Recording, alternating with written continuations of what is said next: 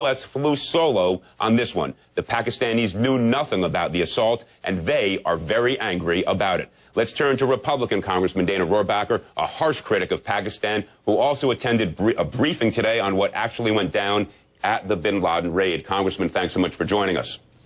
Just to put this out on the table, you have been intensely critical of the Pakistani government. You want to eliminate the entirety of the U.S. aid that they receive. I used to be Pakistan's best friend. Right. What happened? They were our allies, but we were fighting the Russians. And even then, they were playing us for suckers. Even then, they gave the lion's share of the support that we provided to the Mujahideen, to radical Islamicists.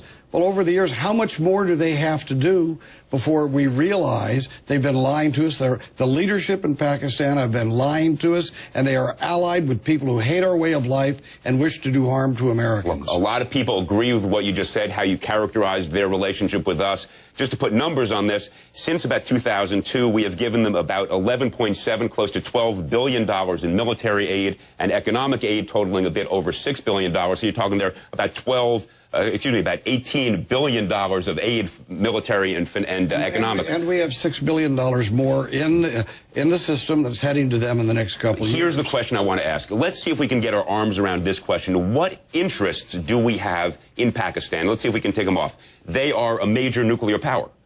Is that correct? Well, I would say they are a nuclear power. They're not a major nuclear power. I say major because the numbers, I think, are they're about to get 100. Yes. And again, what happened? We gave them aid. Instead of using that aid to help their own people, they used it to build nuclear weapons. Now, how many times do they have to insult us, to do things that put us in danger before we say it's time for a shift? We shift totally away from a positive relationship with Pakistan to being an ally with India, who has been dying to be our friend all these years.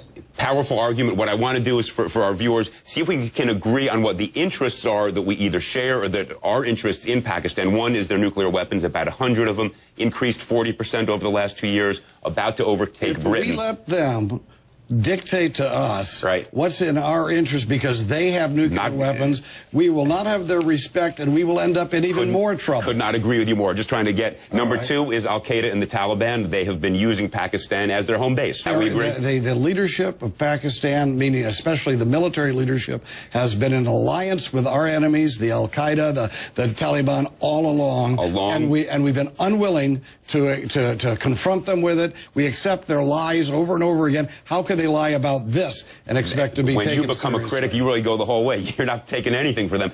And just so it's clear, the Al-Qaeda and Taliban headquarters and where they are is right along that Afghan border where they went over from. They created the Taliban, and after 9/11, after the Taliban were driven out, they provided a safe haven. All these years, the Taliban still have a safe haven in Pakistan. Okay, and where do they get? And by the way, where do they get their supplies to fight us? From the Pakistanis, letting them resupply their efforts. And of course, no doubt, after the past couple of days, you would add on top of this a litany of things we either care about or where our interests converge.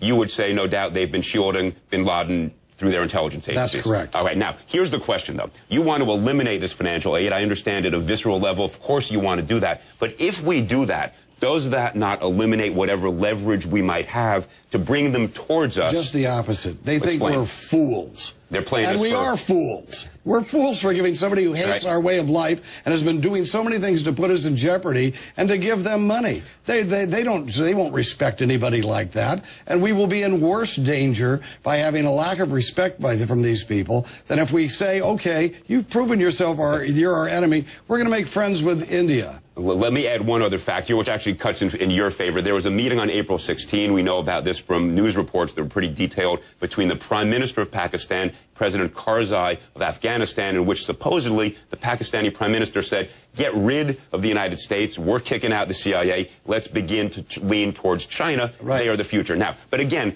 by the way, Karzai wouldn't even be in power in Afghanistan, except for we're trying to play up to the Pakistanis and put Karzai in, when he should never have been the leader of that country. You make a powerful argument that at many levels we should just say, forget it, guys, you're on your own. And you know what? We should say that, and we should say, we want it back. And you know what? And Afghanistan and Pakistan, settle your own problems. We're leaving. We're no longer going to have our troops there to take the hits from your people. But here's the question: we have, despite their public arguments, their public cries, been sending drone attacks into Pakistan in numbers that had never been matched before the past couple of years under President Obama, and President Bush did it as well, to get rid of the al-Qaeda leadership. Do we not need some cooperation with the Pakistani leadership to do that? Do we not need a pretty good relationship with their military? No. Why not? Well, number one, we don't need to go and destroy all the Taliban leadership, but unless they are threatening to us, all right? And the al-Qaeda leadership, unless they are threatening to us, you have to remember, the al-Qaeda philosophy and the Taliban, the Pakistani leadership has the same philosophy. We are dealing with our enemies here. As I said, I agree with the articulation of the facts. The question is, how do you then get the leverage to persuade them to act otherwise, other than through this ongoing relationship building? You don't give them money. You don't give them money so they think that we're weak and foolish and cowardly. What you do is you say, you're on your own. And then you ally with other powers in the area who are their enemies. And such as? Such as India. So you're saying such as India. There are lots of countries around Pakistan.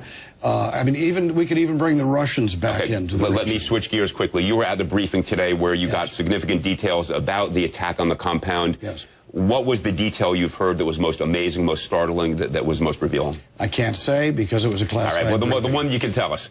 I can't say because it was a classified briefing. All right. We can't, I guess, choice but to take that as an answer. Congressman, when it is declassified 85 years from now, you'll come back and give us more details. All right, Congressman, thanks so much for being here. All right. Edie Hill joins me now. She's